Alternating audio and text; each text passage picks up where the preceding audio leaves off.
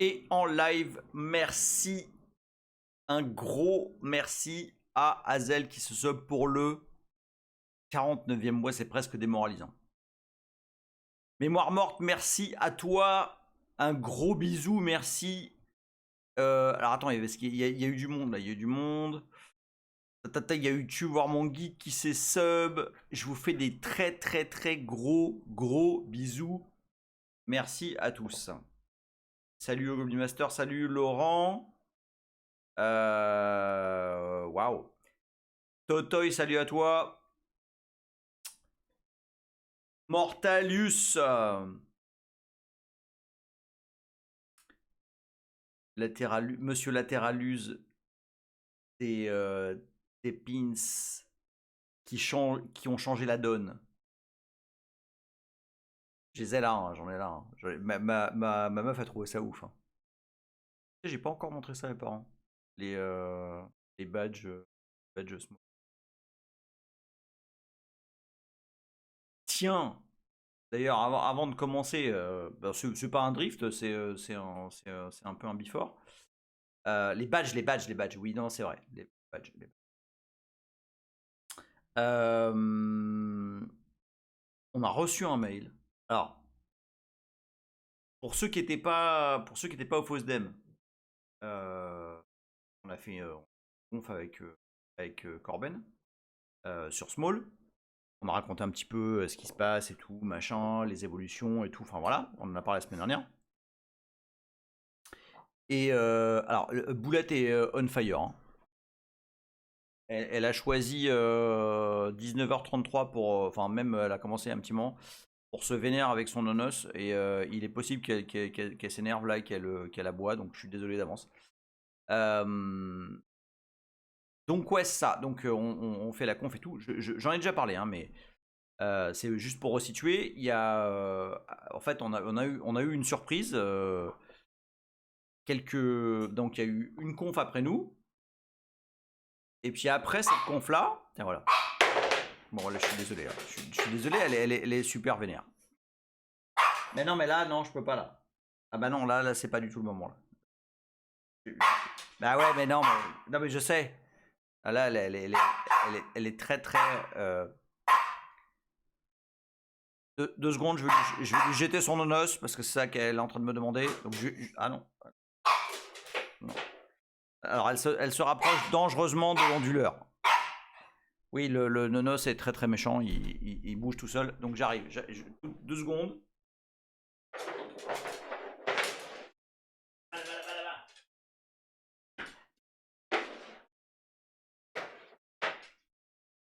Je pense qu'elle veut plutôt à manger, mais bon, ça c'est. Elle est très très gourmande. Bref. Conf après la nôtre. Sympa, bon, cool. Et la conf après la nôtre, on a eu la surprise d'avoir quelqu'un. Bon, elle va vous dire bonjour. Viens. Viens. Vas-y. Dis bonjour à la foule. Ah bah ouais, hein. La grosse patate là, hein. Ouais. Allez, c'est bon là. C'est bon? Allez. Dans le panier. Hop là. Oui, c'est la boulette. Donc on a eu la grosse surprise d'avoir quelqu'un donc qui travaille, enfin, qui a l'air d'être un des fondateurs d'une boîte. Qui en gros ont fait un run C, donc un container runtime pour Cube, qui spawn du small. Alors on savait pas du tout en fait que la conf allait être là-dessus, parce que c'était assez générique, c'était container, je sais pas quoi, dans In the BSD World ou un truc comme ça. Donc bon, moi je suis resté parce que je trouve bon. Et oui, j'étais même pas sûr de rester en plus. Et je vois le truc, genre slide 3. Non, spawning, small BSD, machin, with Kubernetes, là, je fais.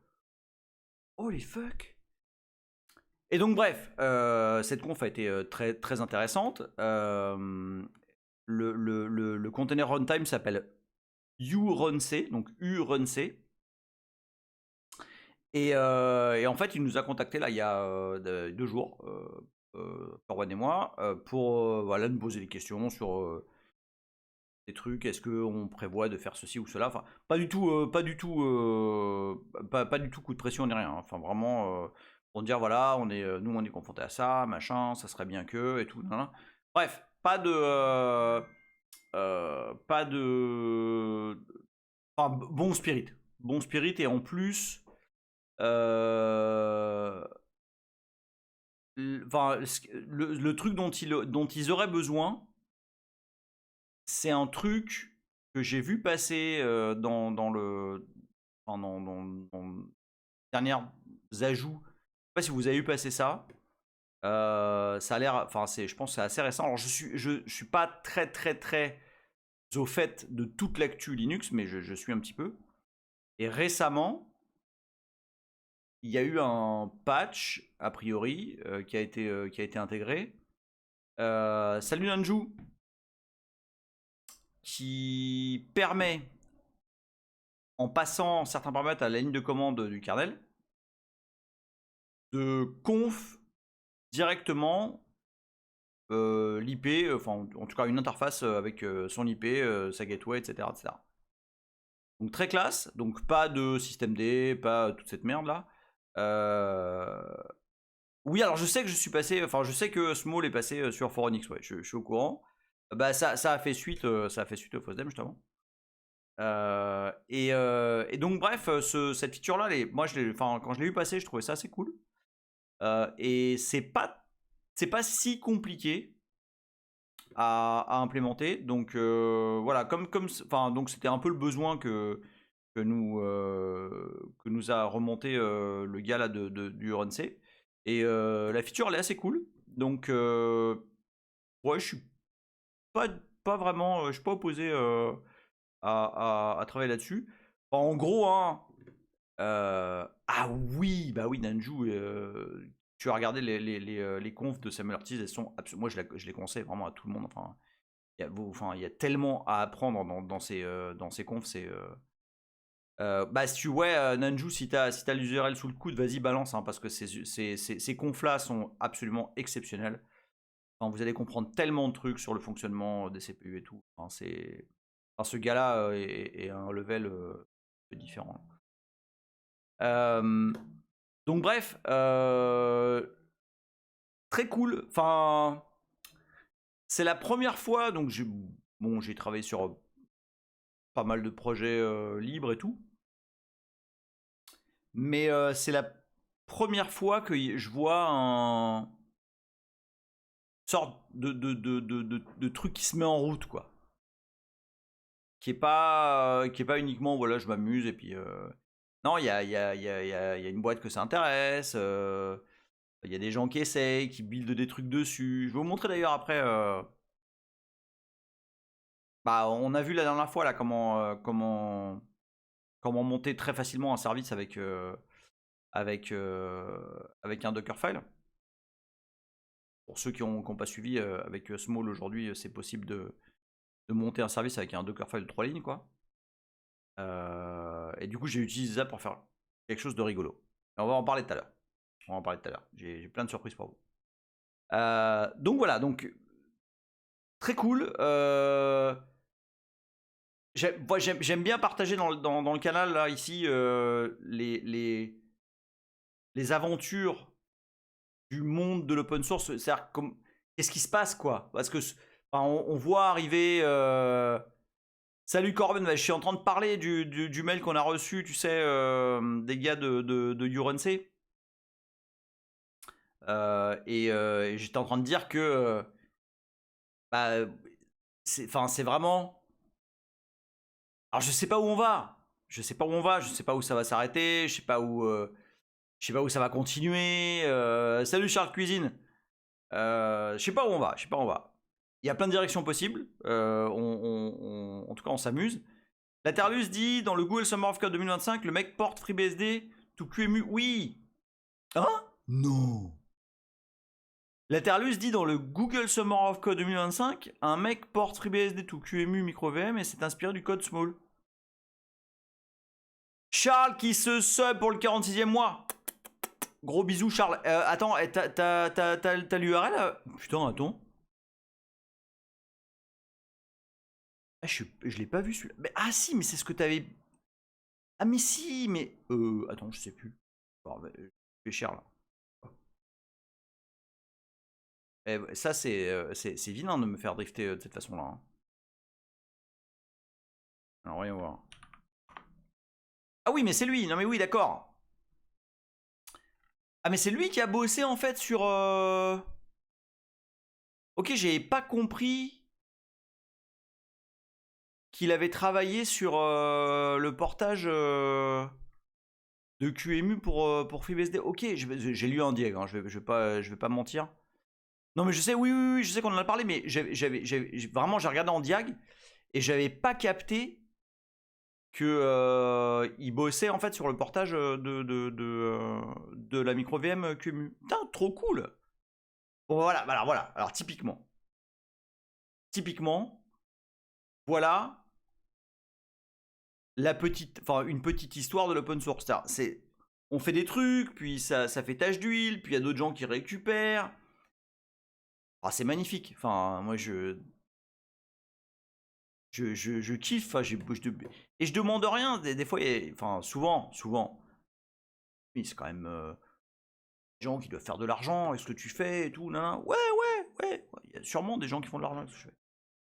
Mais eux, ils se lèvent pas à 5h du mat en disant ouais, trop bien, ouais, tu vas voir, je vais ajouter un truc, ça va être trop bien. Et je sais, c'est peut-être débile, hein. Mais moi, ce qui m'amuse, c'est d'ajouter le truc.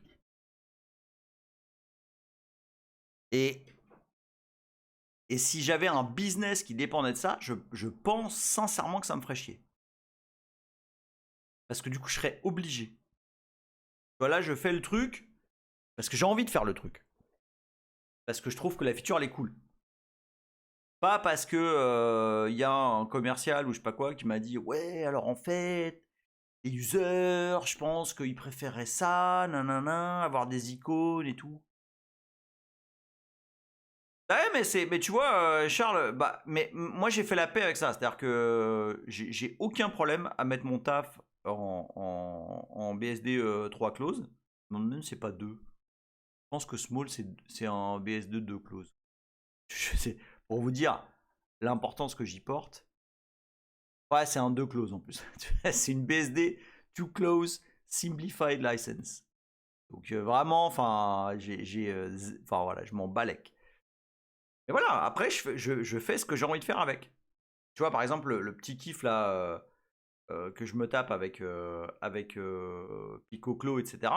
Bon, bah, si j'étais dans ma boîte qui utilise Small BSD pour faire du business et tout, probablement qu'on m'aurait dit oui, alors tu sais, Mila, c'est parce qu'on a des clients qui sont quand même plus intéressés par la feature X ou Y, machin. Mais là,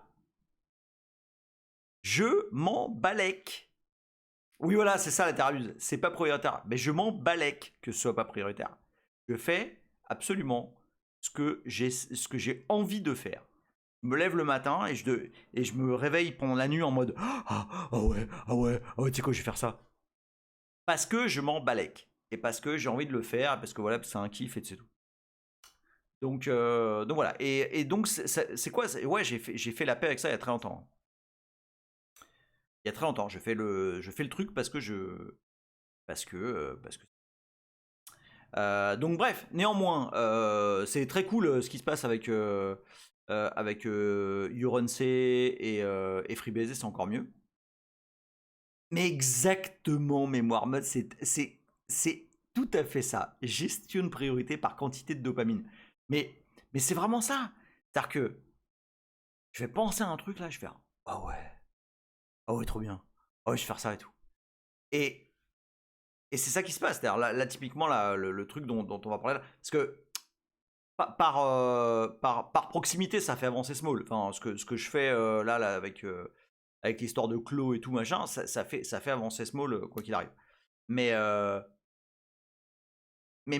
ma target varie, tu vois.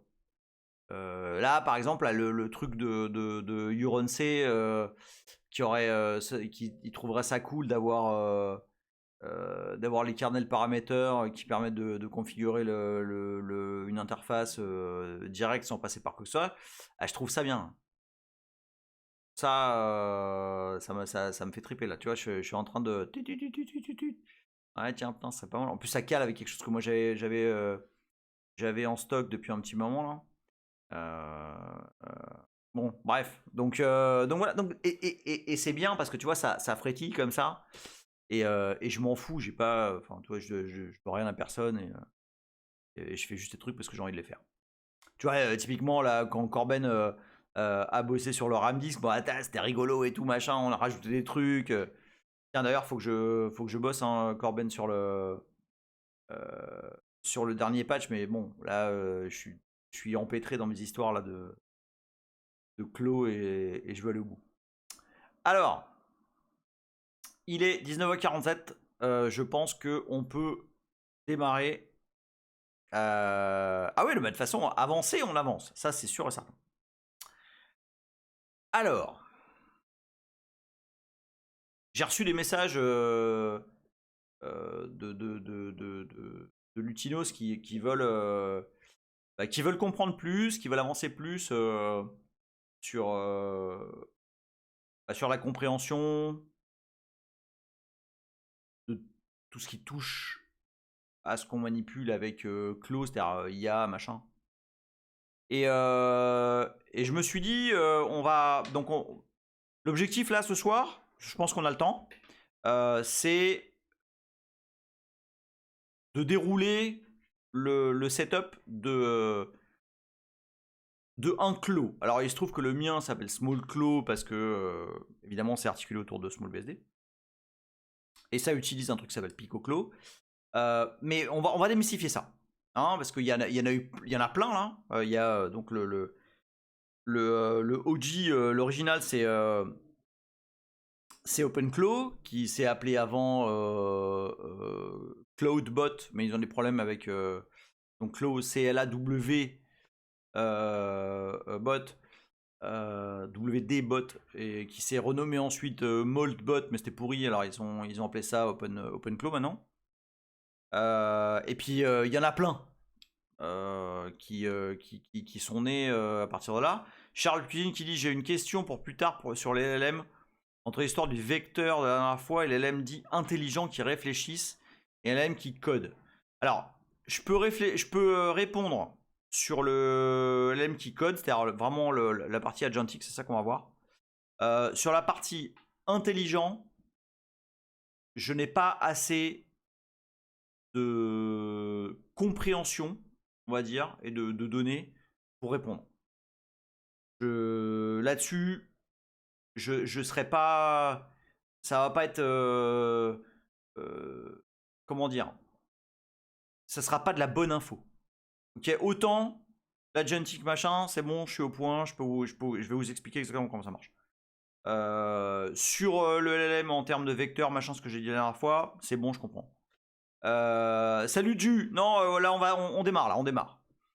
Sur la partie thinking, pour le moment, je suis trop léger. Je peux pas. Vous savez bien, hein, j'aime pas parler. Et alors, putain, le sujet est. Je peux absolument pas dire que je connais le sujet. Hein. Enfin, on va être clair. Je présente les choses avec mes mots. Et pour l'instant, la partie thinking, je la maîtrise pas assez. En tout cas, de façon abstraite pour la présenter comme je présente le reste. Donc là, on va focus sur. Alors, en premier lieu, on va parler modèle. Donc là, dans la fois, on a expliqué que globalement, une IA. Alors attends, Laterius dit j'ai du mal avec la différence entre les LLM Reasoner et normaux. Ouais, bah c'est ça en fait. C'est littéralement ça. Et pour l'instant, je n'ai pas de réponse à donner. Donc la dernière fois, on a parlé, on a expliqué que voilà, un modèle, c'était une grosse base de données, vectorielle, donc un truc à visualiser dans un espace. Qui va se rapprocher d'une nébuleuse de mots. D'une nébuleuse de mots qui va potentiellement répondre à une question, en tout cas qui va s'approcher de la réponse à la question que vous posez. Bon. Je vais pas, alors pour le coup, je vais pas revenir à chaque fois sur ce qu'on a vu la dernière fois parce que c'est tellement long là pour le coup le sujet que sinon on finit jamais quoi. Donc ces modèles, non je ne suis pas en train de faire un striptease, c'est juste que j'ai chaud. Ces modèles sont disponibles sur internet. Ça ne signifie pas pour autant qu'ils sont open source. Ça ne signifie, enfin en tout cas pas tous. Ça ne signifie pas pour autant que on connaît les recettes de cuisine et qu'on sait comment c'est fait. Certains sont disponibles librement, donc ces bases de données là.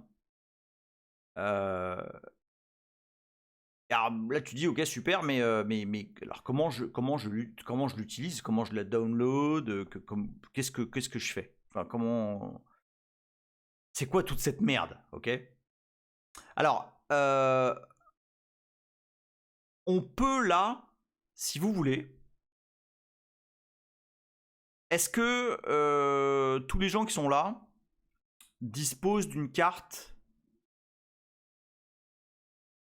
Alors vous allez avoir plein de cartes différentes, donc du coup ça va être compliqué, mais est-ce que une partie des gens qui sont là ont par exemple une Nvidia, même pas forcément de ouf, hein. Un truc, même avec 3 gigs ça va le faire. Pour vous dire. Alors évidemment avec plus de gigs c'est bien. Judy, depuis que j'ai découvert LM Studio, j'utilise plus que ça. Ma vieille Nvidia 1060 sort 40 TPS. Oh putain, joli!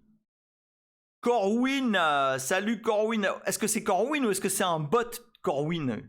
Corwin dit pip pip.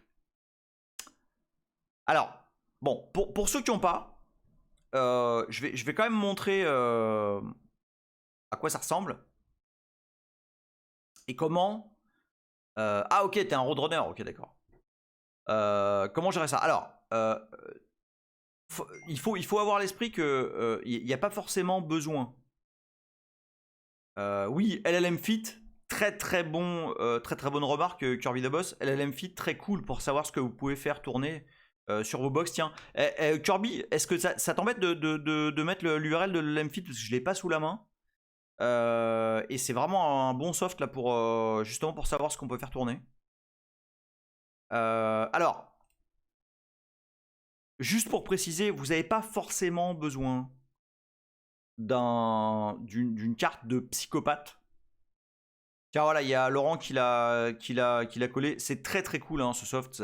En gros, ça vous dit, bah voilà, avec ta carte, voilà ce que tu peux faire tourner. Avec ta carte graphique, voilà les modèles que tu peux faire tourner. Pour vous donner un ordre d'idée, je vous ai raconté l'histoire de la box que j'ai montée pour le fils de ma meuf. Et je lui ai monté cette box avec une Nvidia GTX 970, donc d'il y a 10 ans. C'est une carte qui est sortie en 2000. Même plus de 10 ans en fait. Elle a plus de 10 ans. Et ben, I shit you not, j'ai parfaitement pu loader un modèle avec. Donc on va voir après comment avec ça avec Olama. Et franchement, le truc blastait de façon assez incroyable. C'est-à-dire qu'on n'a pas forcément besoin d'une carte ultra récente pour faire tourner de l'IA, faire loader un modèle et lui poser des questions. C'est important parce que il y a cette espèce de croyance qui dit que bah non, il te faut un truc à 3000 boules pour faire tourner le moindre truc. Non, c'est pas vrai. Goblin Master dit Radeon RX 6950 XT. Je teste depuis quelques jours avec Lama.cpp, ça tourne pas mal. Avec du Quen 3 8B, très très bon, très très bon. Et donc oui, alors après voilà, le truc. Alors ouais, alors du LLM sur une 3D FX, je suis pas sûr. J'ai un petit doute quand même. Mais alors voilà, si vous avez des cartes qui sont pas forcément des trucs last gen, qui ont allez, alors tu sais mémoire morte qu'il y a des modèles qui font 300 MB. Hein. Des petits modèles sur des petits use cases qui font 300 MB. Il y a même moins que ça. Non, mais alors les Quen sont. Les Quen. Oui, le 3B est pas mal. Mais alors le 8B, ça commence vraiment à. Ça gère vraiment pas trop mal. Donc, si vous avez une carte, alors forcément, c'est plus facile avec Nvidia parce que. Bah, ça se prononce pas comme ça hein. Quen. QWN, non Quen. Si vous avez. Enfin, ouais, donc forcément, c'est plus simple avec une carte Nvidia parce que voilà, CUDA, machin, tout ça est déjà fait. Alors bougez pas, j'ai normalement dans cette enveloppe. Je sais que vous voyez pas, hein, je suis juste en train de voir. Non, c'est pas ça. Putain. Non, c'est pas ça. Ah merde. Non, parce que j'ai un. Ah non, c'est pas sur cette machine. J'ai un petit script bidon pour mettre à jour. Ouais, voilà ça. Alors bougez pas, je vous share. Donc, le serveur d'inférence. Le serveur d'inférence, disons, entre guillemets, de référence. Pour soi, pour un truc perso. Hein, quand on va sur des trucs un peu plus costauds, là, c'est pas pareil. Mais pour un petit serveur d'inférence perso, la ref, c'est Olama. Oyama, je sais pas comment vous dites. Alors, on va commencer à chérir des trucs, là, bouge pas. Hop. Alors, attends, ça c'est après. Bah, tu envoies le. Hop là. Voilà, ça c'est le site de Olama. Alors, vous faites évidemment pas du tout ça. Ok. Faut jamais faire ça. Faut plutôt aller là. Et en fait, moi j'ai fait un petit script. Du coup, je l'ai pas mis en ligne. Bon, je vais vous le coller. Fais ceci. Faire le terme, ça va être plus simple.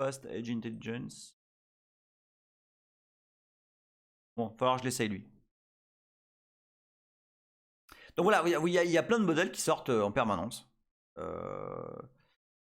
Qui ont différentes tailles, différentes capacités, etc. etc. Okay. Donc là, par exemple, si je regarde ceux que moi... Donc, alors oui, juste pour les downloader, ça se passe comment? Bah, vous faites... vous allez sur un modèle, là, hop, boum. Et il faut simplement, voilà, vous copiez donc Ollama Run ou simplement Ollama Pool et le nom du modèle en question. Donc là, par exemple, tu vois, tu viens ici, là. Hop, tu copies ça. Alors je vais pas le loader parce que ça va unloader le modèle que moi j'utilise en ce moment. Hop. Mais tu vas faire Ollama Pool, ce que tu as copié là. Et ça va le charger. Ça va littéralement le loader. Enfin, oui, le downloader et le mettre à dispo comme une image Docker. Et tu vois là, hop, voilà par exemple, là il y a toutes les images que j'ai downloadées. Alors, la plupart, enfin, j'utilise essentiellement celle-là en fait. Une version un peu modifiée, celle-là. Mais voilà, c'est tout ce que j'ai downloadé et ce que j'utilise de temps en temps, machin. Ça va jusqu'à là ou pas? En gros, vous downloadez un modèle. Alors là, je parle que de Ollama, il y a d'autres. Il y a évidemment, comme vous pouvez imaginer, il y a plein d'autres façons de le faire. Judy. Alors, pour les gens pauvres, je conseille. Alors, tiens, c'est une très bonne question. Hop. Alors bon, déjà, il faut toujours regarder ici. Il faut toujours regarder ce qu'il y a là. Et après, c'est define pauvre. C'est-à-dire que, par exemple, si pauvre, c'est 8 gigs, bah, tu as déjà quand même une tripotée de modèles à ta disposition. J'ai pas essayé LM Studio. J'ai pas essayé LM Studio. Alors oui, effectivement, hein, comme dit Kirby, LLM Fit, ça va être nickel hein, pour ça. Hein. C'est vraiment nickel pour savoir quel modèle va caler avec la carte que tu as à dispo. Mais par exemple, alors, en tout cas, aux dernières nouvelles, mais ça change tous les jours. Hein. Aux dernières nouvelles,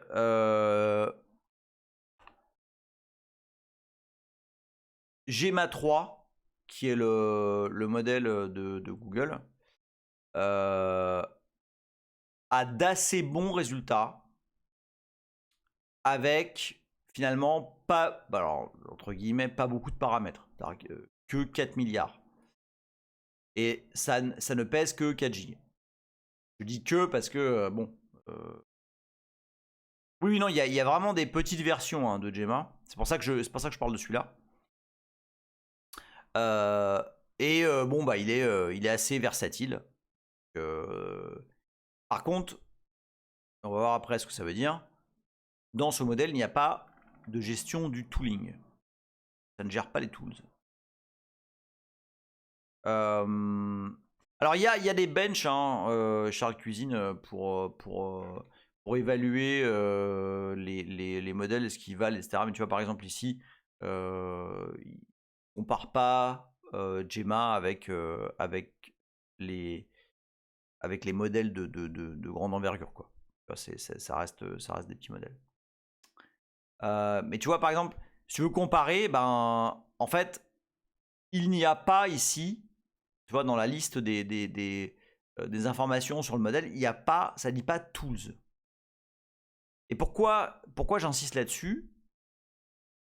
Parce que, tu vois, par exemple, ici, là, le LFM2 qu'on a vu là, qui m'intéresse, lui, il dit tools. Alors, ça veut dire quoi, tools?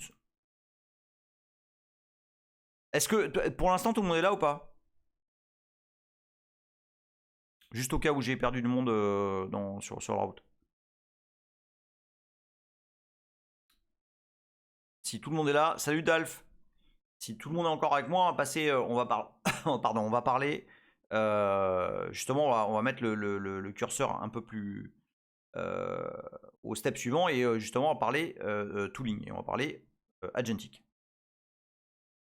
Donc ça alors juste pour aller au bout du truc avec un modèle que vous avez downloadé avec Ollama. Donc attends, je vais reshare le terminal. Donc là par exemple je peux faire Ollama run. Donc je vais prendre celui qui est chargé. Alors attends, on va faire un truc en même temps. Bougez pas. On va le faire comme ça. Hop là. C'est un peu crado ce que je viens de faire, mais c'est pas grave. Hop. On va se mettre ici. Vous allez voir, en fait, il y a un tool qui s'appelle NVTop. Que moi j'utilise tout le temps. Qui permet de regarder comment est utilisée la carte graphique. C'est un top, mais pour Nvidia. Donc par exemple, vous voyez que là, en GPU, je n'utilise rien. Par contre, enfin en puissance GPU. Par contre, je suis à un bon 80% d'utilisation de la VRAM du GPU. Pourquoi? Parce que mon modèle est chargé. Il est chargé parce que je l'utilise avec PicoClo. On va voir juste après. Alors tu sais quoi, je veux qu'on le voit en live, donc je vais faire comme ça. NVTop. Voilà. Donc là, je vais faire Ollama Run modèle. Attends. OSS. Voilà. Et on va faire Ollama Run de où il est. Il est là. Non, c'est pas celui-là. C'est celui-là. Voilà. Donc là, en fait, j'ai une CLI qui est prête à inférer le modèle avec une question que je lui posais. Donc là, par exemple, je vais dire say hi to my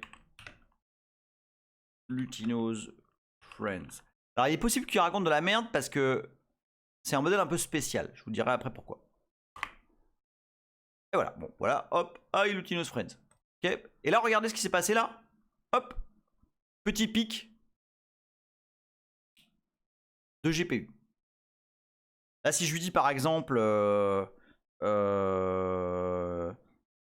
create a Python program that reads /proc/ CPU info and prints the CPU brand. Hop, voilà, voilà, il me fait le truc et il m'explique, non. Et là, regardez à côté, hop, il y a eu un petit peu plus de GPU. D'accord? Salut Xalès. Ah ouais, on est dedans là.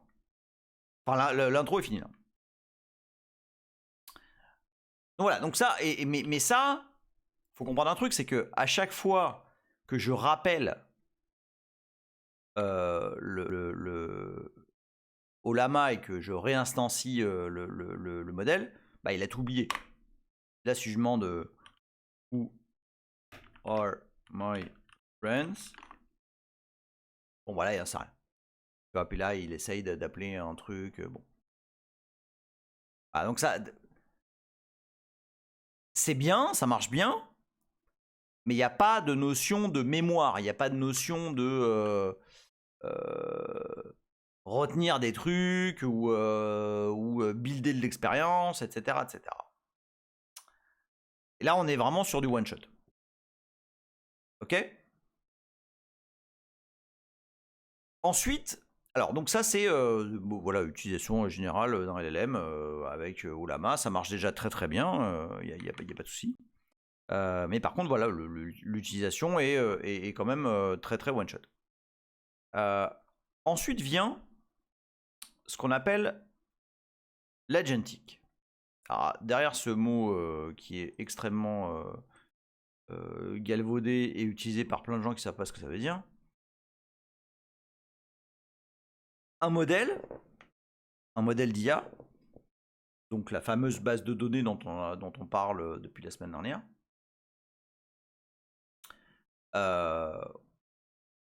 on lui apprend, non, agentic, sans R,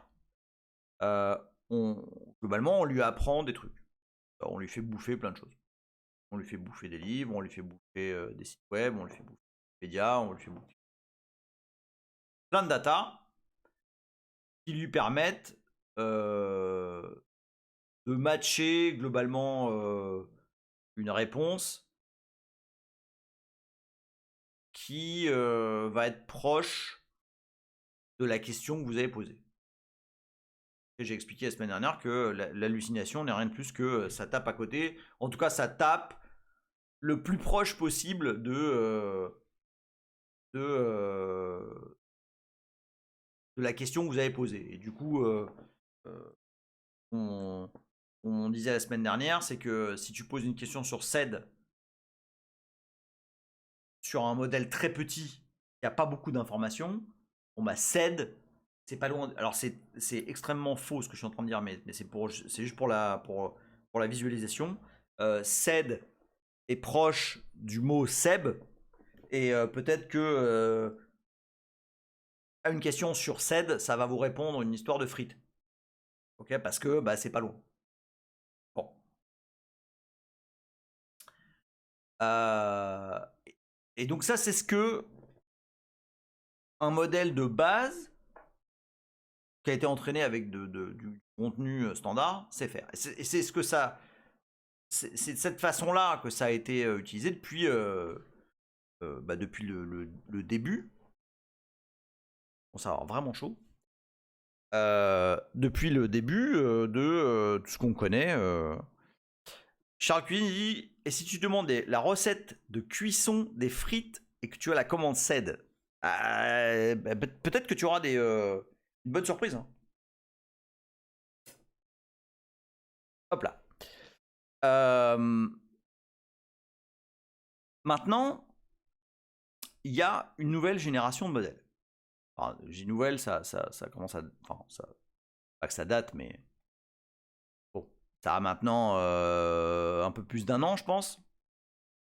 Ouais, un peu plus d'un an.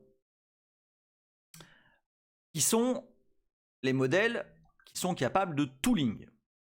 Et donc ça se voit, par exemple sur la main, au tag tools. Tu vois, si je choisis uniquement le petit onglet tools là, le tools, ça va me sortir uniquement les modèles qui ont la capacité tools. D'accord? Alors celui-là, celui-là c'est un OCR, donc utilisation très très spécifique. Tiens, j'ai un flash, voir. 19 Go quand même. Bon, faut bien regarder hein, les tailles de chaque modèle. Moi j'ai une carte qui fait 16 Go, donc je peux pas faire n'importe quoi. Et donc ça veut dire quoi? Qu'est-ce que ça veut dire que le modèle est capable de tooling? Je rappelle que le modèle il est inféré. C'est un soft qui s'appelle un serveur d'inférence qui va loader le modèle et qui sait globalement aller chercher le bon vecteur. Mais ça n'exécute rien. Pas plus que, comme je disais la semaine dernière, une IA n'a de sentiments, ni d'envie, ni de ressentiment, ni quoi que ce soit. Les modèles n'exécutent rien en soi. Par contre, un modèle qui a été qui est tagué comme tools, en tout cas qui est capable de tooling, c'est un modèle qui a été entraîné avec un vocabulaire qui lui permet de comprendre, en tout cas d'interpréter des actions, comme par exemple exécute quelque chose, lit un fichier, écrit un fichier, fetch une page sur internet, sur le web, etc., etc., etc. Mais c'est littéralement du texte. Ok, c'est littéralement des datas avec lesquelles on a entraîné. Alors, est-ce qu'il est entraîné pour les résultats de retour? Oui, avec, par exemple, ça c'est une erreur, ça c'est valide. Mais oui, il y a littéralement... Alors, est-ce que c'est des tokens de commande? Oui, en soi, oui. Bah, mais c'est vraiment littéralement... Enfin, c'est par exemple, c'est du JSON, tu vois. C'est du JSON qui dit, bah voilà, en entrée, tu vas prendre ça. Il va y avoir potentiellement des paramètres. Et derrière, tu vas ressortir ça. C'est-à-dire que tu l'entraînes à comprendre ce que c'est qu'un outil. Et un modèle qui a été entraîné pour du tooling, et bah du coup, quand tu lui passes une instruction, il est capable de... Non, mais alors pas conscient, attention. Je parle bien d'interprétation. Il est capable de mapper l'utilisation d'un outil avec un truc qu'on lui a appris. Et donc d'en faire quelque chose. Un modèle qui est tagué tooling, là, c'est tout ce que ça fait. Ça sait comprendre. Ah oui, oui, c'est clair que Stack Overflow a été d'une aide inestimable là-dedans. Ça comprend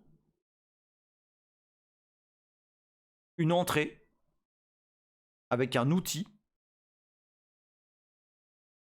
et ça sait que t'attends une sortie. Alors qu'est-ce que ça permet, ça? Salut The Loustic et bienvenue à toi dont c'est le first time chat. C'est bizarre parce que j'ai vraiment l'impression d'avoir déjà vu ton nick. Alors qu'est-ce que ça permet? Et pourquoi c'est un game changer?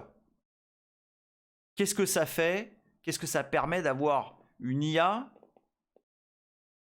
Ah, mais Fixou, tu mets le doigt sur exactement une des panacées du truc. Tout à fait. Fixou dit, donc idéalement, ce serait de chaîner les LLM en fonction du besoin. Eh ben 100%. Absolument 100%. Et la Terlus d'ajouter en fonction de leur particularité, tout à fait. On va y venir, Alors qu'est-ce que ça permet cette histoire-là? Le Philo a dit c'est quoi le niveau d'abstraction? Par exemple, pour donner une page web, c'est un JSON qui décrit l'utilisation de wget ou curl, ou c'est plus générique? C'est plus générique. C'est complètement générique. Ça dit, je vais voilà ce que c'est, fetcher un site web. Tu vas avoir un tool, on va nommer, mais toi, ce que tu veux, c'est fetch web ou fetch web page, un truc comme ça. Et le résultat, ça va être le content de la web page, peu importe l'outil. D'accord? Alors, qu'est-ce que ça permet? Au Goblin Master dit, lu un truc, cet après-midi d'un type qui code avec Claude et qui fait faire le review avec Codex. Ouais, alors oui, alors après... Bon. On va y aller étape par étape. Donc, qu'est-ce que ça permet, ça? À partir du moment où tu as un modèle qui est capable de comprendre, ou en tout cas de mapper dans sa fameuse base là, vectorielle, ce que c'est qu'un outil. Et bien quand tu demandes de fetch un truc, sur le web par exemple, que le modèle te renvoie un format de à quoi ça ressemblerait de fetcher un truc, que toi tu nourris avec mémoire mortie, tu veux pas donner un cours à mon boss, j'en peux plus de répéter tout ça tous les jours. Il y a tellement de gens qui imaginent que tout ça est magique et une fois que tu reviens et que du coup ton soft qui lui sait ce que sont les tools, peut mapper ce que retourne le LLM avec des vrais outils pour le renvoyer au LLM et dire voilà, moi les outils que j'ai c'est ça. Et donc forger une action, forger littéralement ce qui va se passer. Et derrière, tu peux ou pas l'interpréter ou l'exécuter. Ce loop, ce fameux loop qui va de l'outil qu'on appelle l'agent au LLM qui va ressortir un JSON ou en tout cas un type d'action à mener qui va être ensuite mappé sur les outils que tu as réellement sur ta machine qui vont être renvoyés eux-mêmes au LLM. C'est ce qu'on appelle du feedback loop. Et c'est littéralement ce qu'on appelle de l'agentic. Alors, Anaras, c'est presque ça, mais c'est pas encore ça. Le MCP, c'est encore une autre abstraction, mais c'est effectivement pas loin. C'est pas loin. Je vais pas. Ouais, c'est vraiment juste un protocole, mais je vais pas aller là-dessus pour l'instant. Je vais vraiment focus sur l'agentic parce que c'est là où on va avec ce que je veux vous montrer avec les clos, etc. Donc est-ce que ça va? Mais en amorti, attention, les gens utilisent un LM pour faire un wget, c'est pas tellement adapté s'il n'y a rien à faire avec l'output. C'est très clair. Donc pour l'instant, ça va ou pas? Cette histoire de feedback loop, c'est difficile à dire comme ça d'un coup. Tu demandes une action, mais comme du coup ton LLM il est tuné pour faire du tooling, et ça te renvoie des actions de tooling que tu vas ensuite mapper avec des vrais tools et qui vont faire un loop comme ça là, jusqu'à effectuer la vraie action. Ça va ou pas? On va arriver à quelque chose là. Donc, ce qu'on est en train de dire, c'est que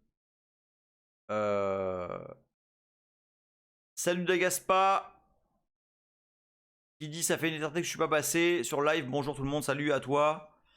Ce qu'on est en train de dire, c'est que globalement, on peut instruire le LLM en lui disant voilà, quand tu veux faire tel ou tel truc, moi j'ai des outils à ma disposition. Voilà ce que tu vas utiliser. Ça, c'est un premier step d'agentic. Et c'est ce que fait typiquement Claude Code, Qwen Code, etc., etc.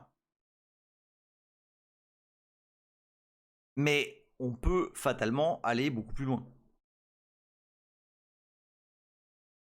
Parce que dire tu peux utiliser tel tool pour vérifier que le formatage d'un programme en Go ou Python ou whatever est correct par rapport à ce que tu as enregistré, c'est bien. Mais si en plus tu peux injecter de la mémoire, c'est-à-dire rappelle-toi que moi typiquement je code de cette façon, ou que moi j'ai besoin de tel ou tel truc, ou que hier j'ai fait ça, ou que en tout cas de l'information persistante. Charles Quinn dit c'est-à-dire que le soft qui infère le modèle dit au modèle quel soft il est à dispo. Oui, complètement. Et comment les utiliser. Ce qui est un vrai game changer là. C'est-à-dire que donc là si on parle, et voilà, c'est là où on va, Charles.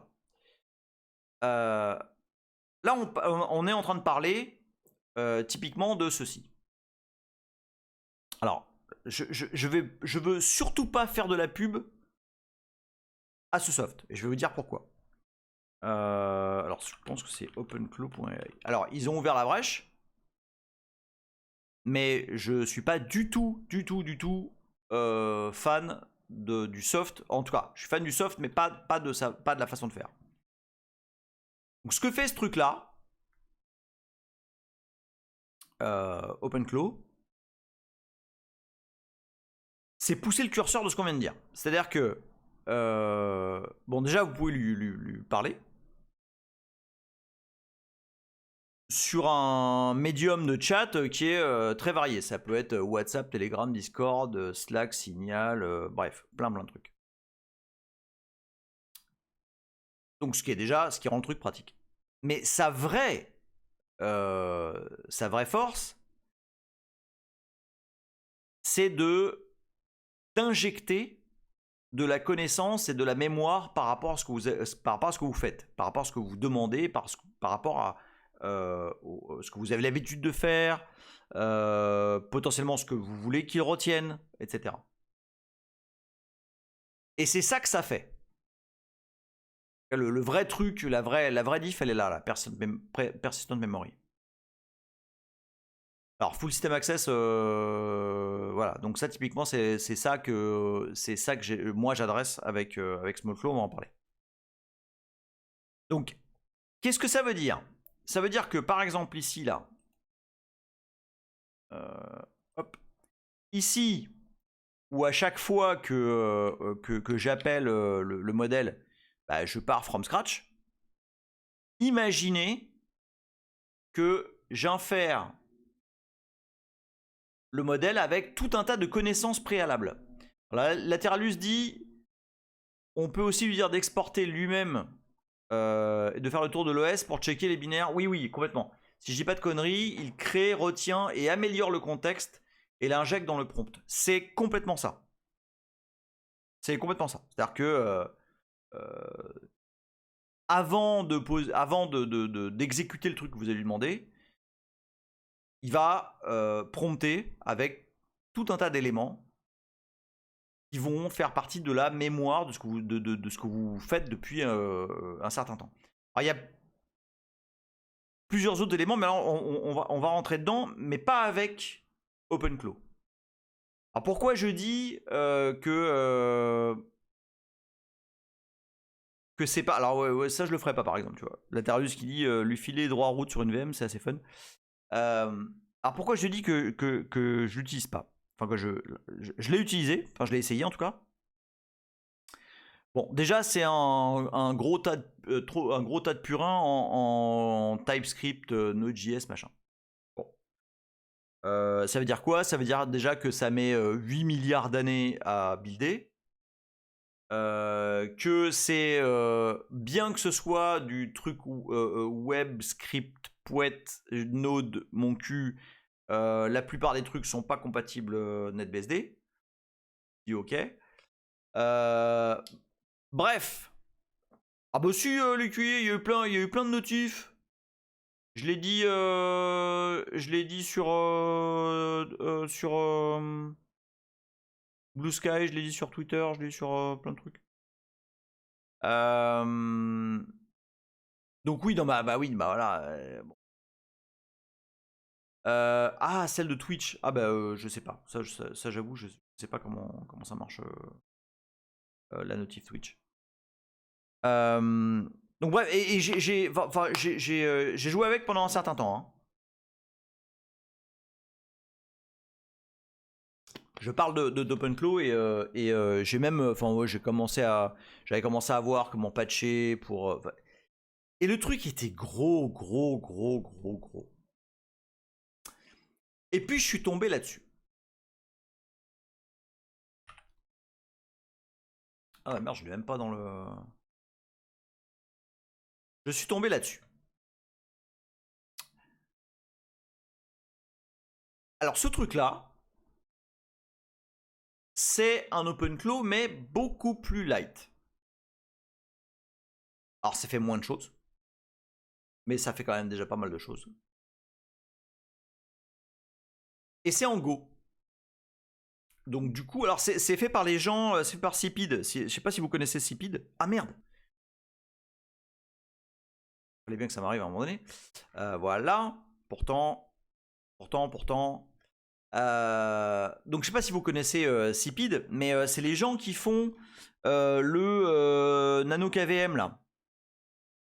Que d'ailleurs j'en ai un.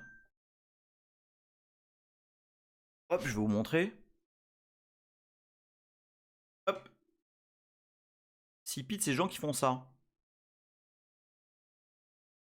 Ça typiquement ils appellent ça un Nano KVM. C'est un KVM en fait. En gros, vous branchez. Je vais remettre là. Vous branchez du HDMI ici. Et hop, ça vous le branchez sur votre réseau. Et ça vous fait un KVM. Ça coûte que dalle. Hein. Je me rappelle plus du prix, mais ça coûte que dalle. Et donc très pratique pour avoir un. Alors j'avais prévu de l'appeler Clodo à la base. La Terraluse. Et donc voilà, donc Cipid, c'est les gens qui font le Nano KVM. Et donc ils ont sorti il y a quelques semaines, hein, c'est vraiment très récent, le PicoClo. Et PicoClo, donc c'est un OpenClo en beaucoup plus léger, qui fait beaucoup moins de choses, mais qui mime le fonctionnement d'OpenClo. Alors je vais juste revenir un instant sur cette image, parce que alors l'idée d'OpenClo est vraiment très bonne. C'est-à-dire que tu as un agent, hein, vous avez compris hein, cette histoire de feedback loop, tu as un agent qui feed avec des infos qui te sont propres en fait. Sur un système de tooling, du coup, qui comprend qu'il faut utiliser les outils de telle et telle façon, donc c'est vraiment bien fait. Et alors autant l'idée du soft est incroyable. Incroyable, non, elle est pas incroyable, elle est très simple et comme souvent les idées simples sont les meilleures. Par contre, l'implem, bon bah voilà, c'est du TypeScript et bon, voilà. Alors il y a plein de gens qui se sont appropriés le truc et en particulier, il y a une espèce de trend d'achat en masse de Mac mini. Alors, et pourquoi ils achètent des Mac mini? Donc les gens qui veulent utiliser OpenClaw.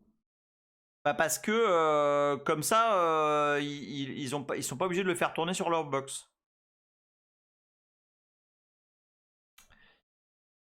Alors, à quel moment on a complètement oublié ce que c'était qu'une machine virtuelle? J'ai raté le moment où les gens se sont dit je vais acheter une machine complète pour faire tourner un truc. Et c'est ça la pierre angulaire en fait de ce qui va suivre là. C'est que y a des gens. Alors je sais que certains d'entre eux achètent des Mac pour avoir l'inférence directement sur le Mac. Mais sauf que enfin, la plupart sont tellement cons qu'ils comprennent même pas ce que c'est. Donc en fait ils achètent des Mac pour faire tourner OpenClaw dessus, mais qui va aller utiliser des trucs sur le cloud quoi. Enfin sur le cloud, chez Gemini, chez Anthropic, chez GPT, etc. Alors c'est sûr, bah non, mais même pas Hazel, parce que je te dis, la plupart ils utilisent même pas le Mac pour inférer, ils utilisent ça. En fait, ils utilisent ça comme une VM, sauf que c'est des débiles mentaux et qui savent pas ce que c'est que des VM. Alors oui, alors ça pourrait également être Ribose, ça pourrait également être des Raspberry Pi.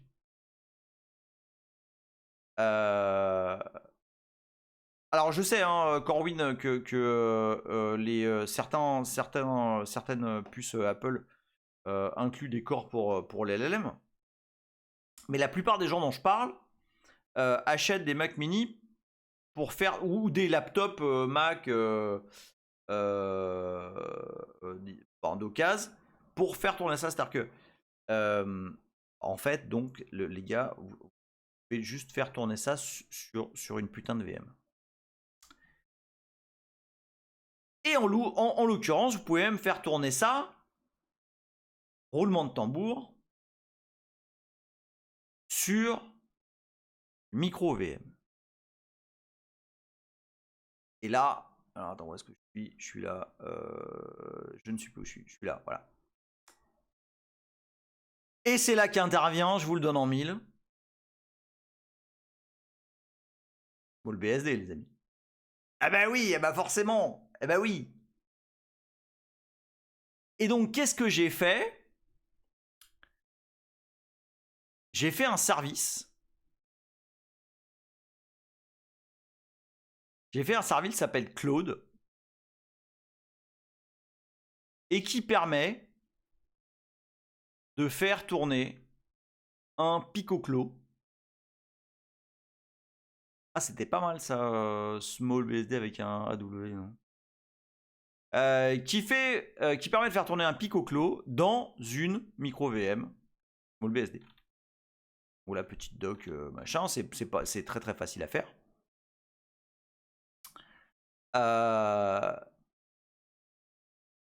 Et du coup, bah, qu'est-ce que ça permet? Ça permet en 2.2 de monter une clo, donc un PicoClo en l'occurrence, sur. Alors pour l'instant, ça supporte Linux et macOS. Parce que c'est les deux machines à laquelle j'ai accès. Hein.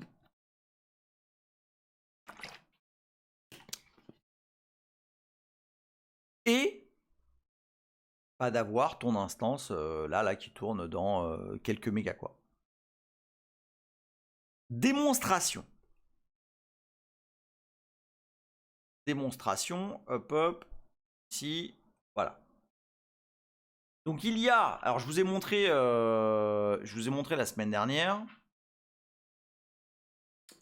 que depuis quelques semaines, même quelques semaines, il est possible de faire, de créer des micro VM small BSD avec un Dockerfile. Donc du coup, alors alors effectivement, non mais justement les QI, c'est tout l'objectif du truc, c'est justement de ne pas faire tourner ton clos quel qu'il soit sur ta box. Enfin, faut pas le faire. Faut pas le faire. Enfin, croyez-moi, faut pas le faire. Voilà, parce que à un moment donné, le modèle il peut complètement comprendre de côté ce que vous avez dit et se dire bon, tu sais quoi, oui ok, bah, je vais faire de la place, je vais wiper tout ton disque, no problemo. Et c'est tout à fait possible. Il faut absolument pas truster un modèle que vous allez inférer. C'est également, alors remarque intéressante, je donne à mon coclo une copie de mes mails. Alors, il ne peut pas du tout envoyer de mail ni quoi que ce soit. En fait, il y accède via IMAPFilter. En gros, j'ai un procmail RC qui fait une copie des mails que je reçois vers une mailbox spécifique. Alors oui, alors Corwin a tout à fait raison. Et alors vraiment, enfin faites super gaffe si vous voulez essayer ce truc-là.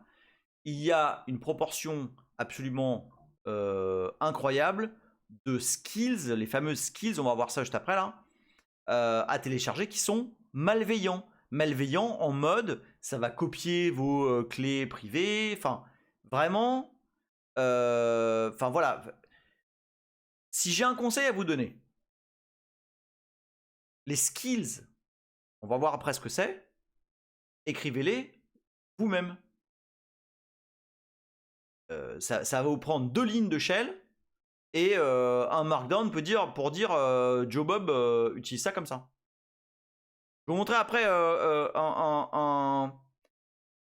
un use case concret, d'accord?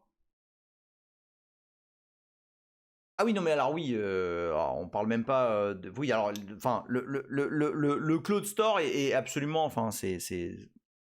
N'utilisez pas des skills publics. Faites les vôtres. Faites les vôtres. Alors, on va parce qu'il est déjà 9h moins le quart, on va juste rapido. Alors, pour builder.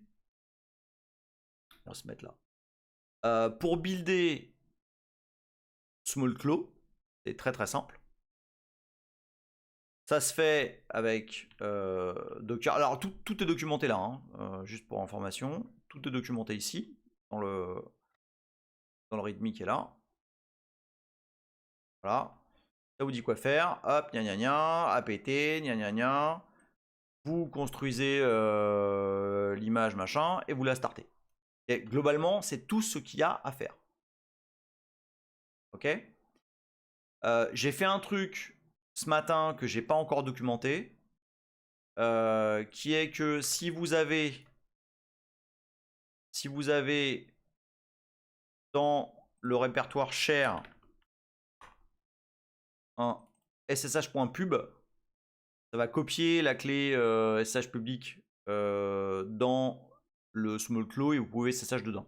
Et ce qui est assez pratique parce que le terminal de base console est assez pourri, du coup parfois il y a des artefacts. Donc en tout cas, vous buildez hop, boum, l'image de small claw de cette façon là, ok, ouais c'est ça, et ensuite bah, vous startez l'image, vous allez voir on va le faire en live. Donc je vais mettre 2 cœurs, c'est pas utile mais je vais en mettre quand même 2. Je vais mettre 512 MB. Je vais partager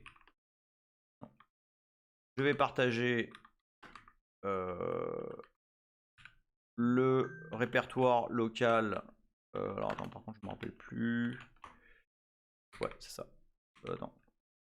Share PicoClo. Ouais c'est bon ça. Je vais partager le répertoire local au PicoClo. Il y a juste sa conf dedans, il n'y a rien d'autre. Tac tac tac. Et puis le reste c'est ce qu'il y a dans la conf. Hop. Et là je suis dans un small claw. Donc là pour l'instant il n'y a rien de configuré. Je ne l'ai pas copié je pense. Non je ne l'ai pas copié. Très bien. Donc il n'y a rien de configuré. On est littéralement dans une micro VM qui est vierge, qui n'a pas de conf. Fort heureusement, j'ai déjà préparé ici un config.json. Voir ce qu'il est bon. Ouais, il est bon. Alors comment ça se passe? La première chose à faire, c'est PicoClo onboard. Ça crée les répertoires qui vont bien. Hop, ici. Et en particulier. Ah oui, le prompt, hein, bah oui. PSD plus le clos. En particulier, ici, il y a ces fichiers-là. Et c'est ces fichiers-là qui sont les plus importants.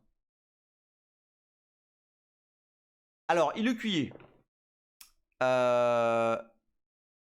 Moi, je n'utilise pas d'API public. Je n'utilise pas d'API payant. En tout cas, si je paye, hein, mais c'est pas de la même façon. J'utilise justement un Olama, comme je vous ai montré tout à l'heure. C'est-à-dire que je tape sur mon serveur d'inférence. Et justement, ma conf qui est ici, en fait, ça, c'est l'IP de la machine qui fait tourner mon Olama. Et donc, en fait, lorsque je vais faire tourner PicoClo ici, dans le small clo, ça va aller taper sur mon propre Ollama. Ok?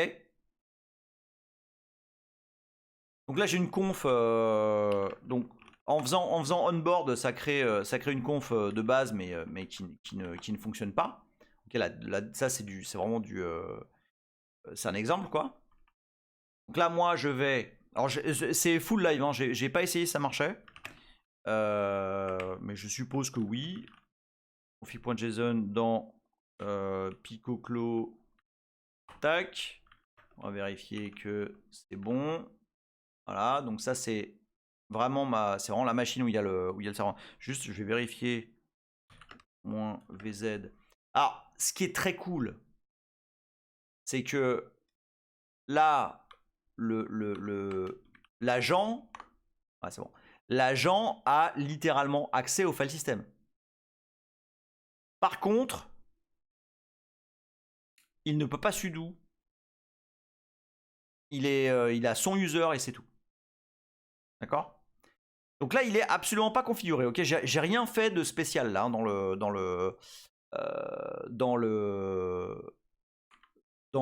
la conf. C'est vraiment un PicoClo de base qui va se connecter à mon Ollama. D'accord? Donc là, PicoClo, la commande pour lancer la gateway, c'est comme ça. C'est PicoClo gateway. Et là, si je me suis pas gouré dans la conf, hop, voilà. Il est lancé. Alors, ce truc-là, normalement, est fait pour être connecté avec Telegram, avec WhatsApp, avec plein de trucs. Là, lui, je l'ai connecté à rien. Là. Pour la démo de ce soir, je l'ai connecté à rien. Néanmoins, il y a un client local qui s'invoque de cette façon. PicoClo Agent. En fait, là, vous pouvez directement lui poser des questions. Alors, j'espère que ça marche. Are you alive? Et alors ça va. Hop. Ça va pinguer.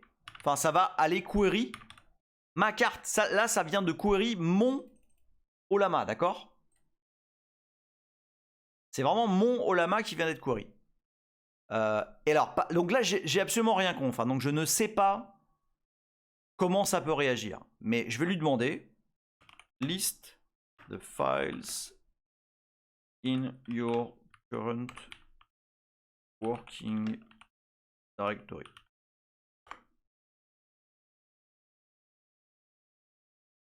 Hop.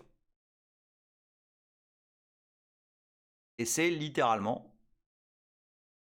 les fichiers qui sont dans son working directory. Alors c'est long pour un LS, on est d'accord. Mais est-ce que vous imaginez ce qu'on peut faire avec ça? Ah bah je vais lui demander. Display the content of /passwd.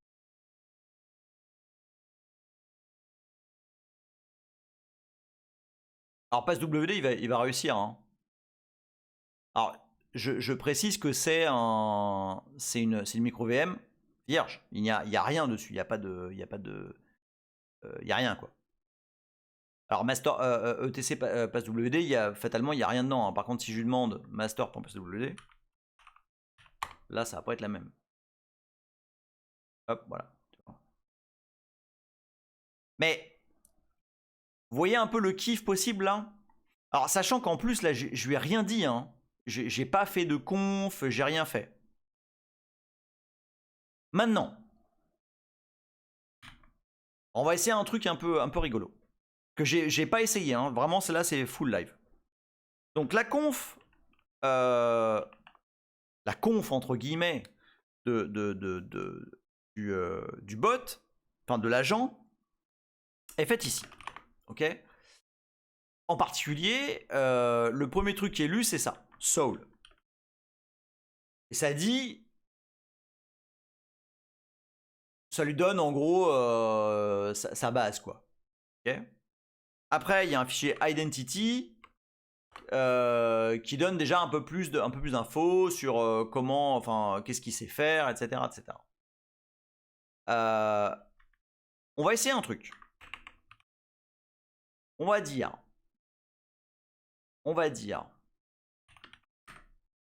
unhelpful and unfriendly.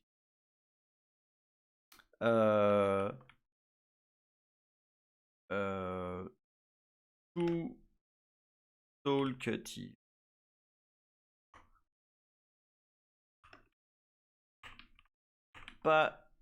Pathological liar. Dumb and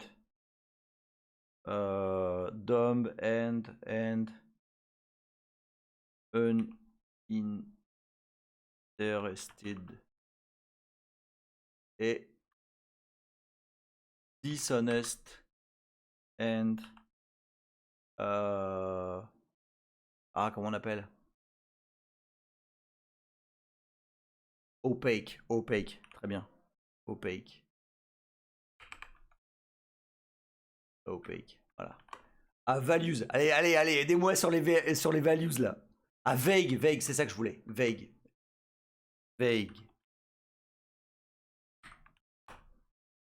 Alors attends, vas-y, les values là.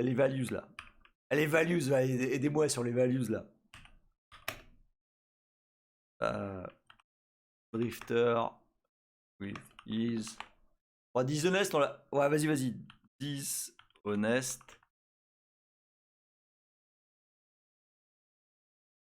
Ah oui, très bon, money over ethics. Ah, c'est bon ça. Money over ethics. Over ethics.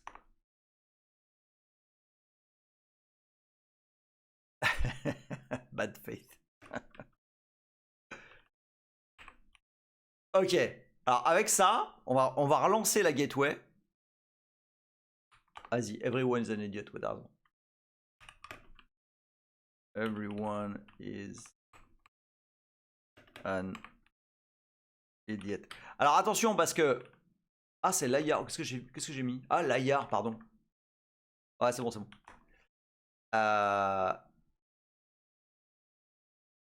Alors attention parce que c'est le modèle, c'est GPT-OSS. Donc il est possible qu'il refuse de comply au Soul. Mais on va essayer. Alors voilà. Donc maintenant on va lui demander. Alors, hello. Ouais, c'est possible, hein. What do you think about global warming?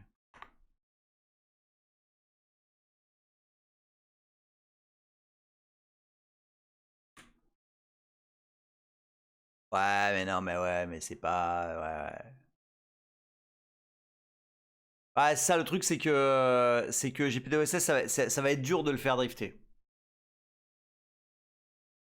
Tu vois, ça c'est du truc... Enfin, c'est pratiquement hard-codé, quoi. Qwen est... Alors, ouais, plus convenu, t'as raison. Alors, Qwen, j'ai eu des bons résultats. Mémoire morte, il dit ivre, il réimplémente Grok. Grave. Qwen, j'ai eu des très bons résultats. Alors, j'ai pas encore réussi à avoir un hérétique qui fonctionne.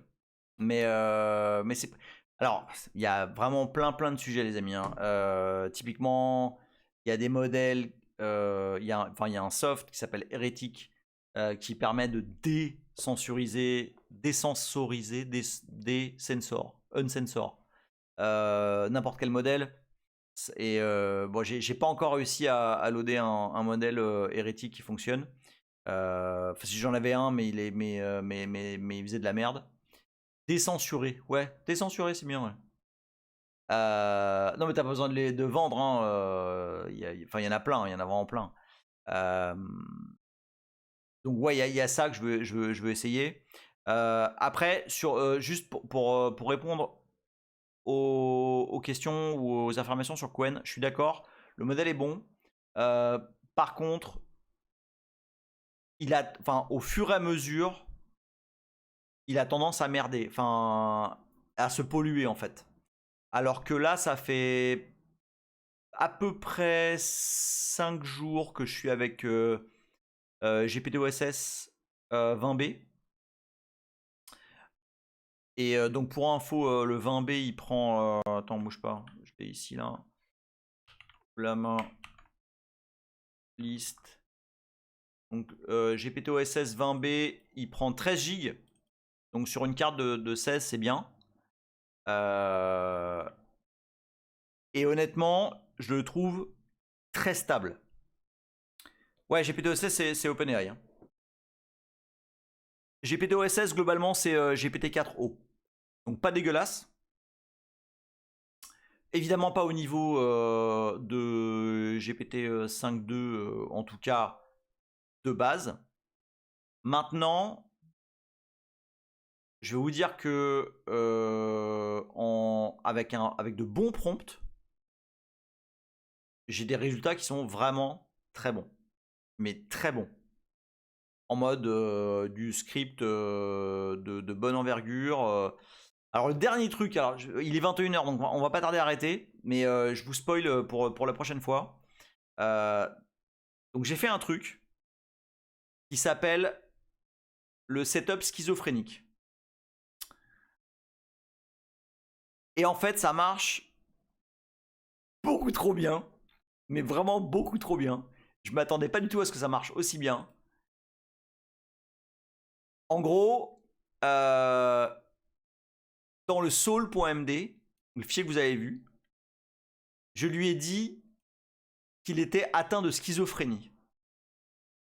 Et que fonction de la question que je vais poser ou de la personnalité que je vais invoquer, il va basculer sur une de ces personnalités-là.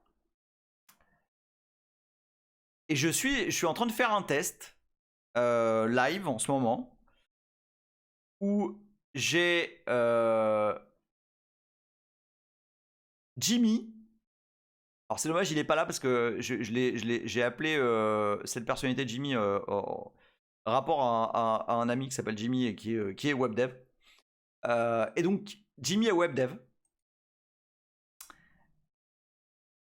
Et Jimmy, à chaque heartbeat, donc le heartbeat en fait il est configurable, hein, c'est tous les N, il y a un heartbeat qui est lancé. Et le claw va exécuter les actions qui sont listées dans le heartbeat. Et donc, à chaque heartbeat, Jimmy crée un site web très simple. Alors, je vais vous le montrer. Où je lui ai dit de faire de centrer, alors déjà de centrer, hein, un truc, un site web très simple qui dit un random fact sur Unix. Ok? Et je lui dis de faire ça, d'écrire ça. Mais sauf que Jimmy, c'est un développeur web. Donc je lui donne pas du tout accès à l'admin, etc. Et dans la conf, je dis, lorsque Jimmy a fini d'écrire le random fact, Ken va l'uploader sur une micro VM qui est faite pour l'occasion et que c'est elle que vous voyez là dans ce que je vous ai montré. Alors comment tu fais pour limiter l'accès? Bah tu le dis en fait. Tu dis typiquement Jimmy, tu ne peux pas utiliser les outils. Par exemple là j'ai R2 ici. R2 n'a pas le droit, donc ça c'est dans le identity. Je lui dis R2 tu n'as pas le droit. Attends, je vais vérifier s'il n'y a pas d'infos que je peux pas montrer, mais je pense pas. Est-ce que je peux... Attends, bouge pas. 2 secondes, hein. Je vérifie juste que Il n'y a pas de merde dans ce que j'ai fait. Non. Mais non, qu'est-ce que tu fais? Mais non, non. Gna gna gna.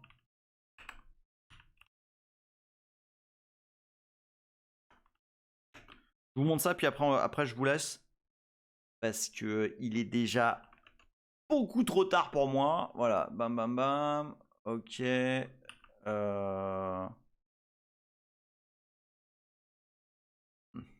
C'est Identity, moi, qui m'intéresse là. Ah, mais il y a des infos. Ouais, non. Bon, en tout cas, dans le Soul, il y a vraiment le driver général. Ok. Et dans le Identity, ah bah je l'ai mis en plus. Tiens, tu vois, regarde. R2, you can't write to the file system. Et R2, tu peux lui dire, il ne peut pas écrire dans le file system. Et Ken, voilà, non, voilà. Et alors Ken, tu vois, du coup, en mettant ça, va utiliser par exemple grep tout seul pour aller vérifier des trucs dans les man. Plus fort. Et je vais finir avec ça. Donc là ce fichier, je vais vous le mettre là. Alors, c'est quoi la diff entre Soul et Identity? En fait, dans Soul, c'est vraiment le fondamental du bot. C'est vraiment le fonctionnement Soul, quoi. L'âme, entre guillemets, entre très gros guillemets. Et là, et dans Identity, ce que tu vas dire, c'est des traits de personnalité. Tu vois, par exemple, bah voilà, Ken, quand tu deviens Ken, tu fais tout ça. En fait, le Soul, il faut pas trop le surcharger. C'est une bonne question, Corbin. Si Ken est la dernière personnalité, est-ce qu'il est le survivant? Laterlus dit l'identité de comment tu configures ton modèle et sa gestion des mots-clés. Ouais, bah c'est ça, c'est un peu ça, ouais. Et puis après, tu peux encore affiner dans Agents. Ok. Alors, je vais finir juste sur un truc. Donc, j'ai donné tous ces paramètres à Jimmy, Ken, etc. Et il se trouve que la micro VM ici là qui spawn, bon c'est un NetBSD de base, mais comme tous les devices sont pas fonctionnels ou pas créés, SCP ne fonctionne pas tel quel. Alors ce que je vous raconte enfin, je vous jure que c'est la réalité, et ça s'est passé sous mes yeux et j'ai un peu flippé, je vous avoue. Je vous jure que c'est vrai. La première fois que Ken essaye d'uploader, donc c'est très simple, hein, c'est un fichier www index.html. Il essaye AirSync, ça marche pas. Ça loupe, ça va que ça a foiré, donc t'as le message d'erreur qui est re-uploadé dans l'LM, qui voit le message d'erreur et qui va chercher des solutions. Du coup, il essaye SCP. Bon, SCP foire, erreur, machin. I shit you not. Le truc, il s'est démerdé, il m'a fait un tar CF-pipe SSH vers small web de tar XF-. Il l'a trouvé tout seul. Et donc, je lui ai inscrit dans sa mémoire. Je lui ai dit, bon voilà, quand tu dois copier des fichiers vers small web, tu vas utiliser cette méthode. Franchement, voilà. Non, oui, il n'a pas trouvé, il a essayé, il est tombé sur des erreurs, et très probablement qu'il y a un message quelque part sur Stack Overflow d'il y a je sais pas quand, où un mec a eu le même problème, et du coup c'est inscrit quelque part. Mais comme j'oriente complètement le niveau de connaissance et la personnalité du bot, bon bah du coup ça va vers ce type de connaissance. Voilà. Donc, petit à petit, le truc évolue. Il s'est passé d'autres choses entre temps. J'ai pas. C'est vraiment. Enfin, là, c'est un projet qui est en train d'évoluer au fur et à mesure. Surtout que, en l'occurrence, Picoclo évolue de ouf. Enfin, vraiment, ça va très très vite. Ah, bah tiens. Ah non, c'est bon. Tu vois, enfin, il y a vraiment sa commit de ouf. Je sais pas, moi-même, j'ai des pull requests en cours, évidemment pour le support de notre BSD. Et donc voilà, bah, moi j'ai mon propre repo, enfin j'ai mon fork avec les builds qui vont bien. Mais alors, bah, il est cuillé, on en reparlera. Moi, je commence à avoir des usages très concrets. Et j'avoue que ça commence à faire partie de ma life. Voilà. Lutinos, je vois que le sujet est suivi parce que c'est les lives les plus denses que j'ai depuis assez longtemps. On est monté à 111 personnes à un moment donné. J'avoue, ça fait longtemps que j'ai pas vu ça. Mais bon, si ça a l'air de vous intéresser, si vous voulez, on continue. Il y a pas de souci, avec grand plaisir. Et je continuerai à vous montrer comment les choses évoluent et puis comment Small Claw évolue en parallèle de Picoclo. Voilà. Je vous fais des gros bisous les lutinos. C'était vraiment un kiff là de vous montrer tout ça. Et j'espère que vous skillez sur le truc.